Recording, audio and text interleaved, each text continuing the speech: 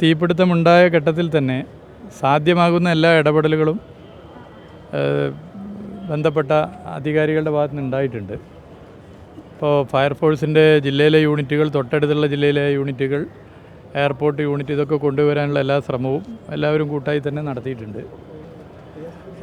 ഇനി നമുക്ക് ഇതുമായി ബന്ധപ്പെട്ട മറ്റ് കാര്യങ്ങൾ പരിശോധിക്കുകയാണ്. അത് ജില്ലാ കളക്ടറുടെ നേതൃത്വത്തിലുള്ള പരിശോധന നടക്കുന്നുണ്ട്. ആ പരിശോധന റിപ്പോർട്ട്, വിശദമായ റിപ്പോർട്ട് കളക്ടർ നൽകേണ്ടതുണ്ട്.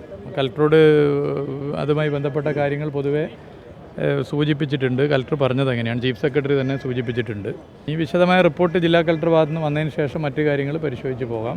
പിന്നെ നമ്മുടെ ഈ കെട്ടിടത്തിൻ്റെ ഇനി തുറന്ന് പ്രവർത്തിക്കുന്നതുമായി ബന്ധപ്പെട്ട കാര്യങ്ങൾ ചെയ്യുന്നു. അതിൻ്റെ മറ്റ് സ്റ്റെബിലിറ്റി ഒക്കെ പരിശോധിക്കാനും വിവിധ വകുപ്പുകളുടെ ഉത്തരവാദിത്തപ്പെട്ടവരോട് വന്നിട്ടുണ്ട്. നിയമപരമായി എന്തൊക്കെയാണോ ചെയ്യേണ്ടത് അതൊക്കെ ചെയ്തുകൊണ്ട് നമുക്ക് മുന്നോട്ട് പോകും. അതെ, ഇപ്പോൾ ലോട്ടറിയുമായി ബന്ധപ്പെട്ട് കച്ചവടം നടത്തുന്നവരുടെ കാര്യത്തിൽ ഇപ്പോൾ തന്നെ ഇടപെടൽ നടത്തിയിട്ടുണ്ട്. മറ്റു കാര്യങ്ങൾ പരിശോധിക്കുക. അതിൽ ആർക്കും ഒരു പ്രയാസമില്ലാത്ത നിലയിൽ നമുക്ക് കാര്യങ്ങൾ ചെയ്തു പോകേണ്ടതുണ്ട്.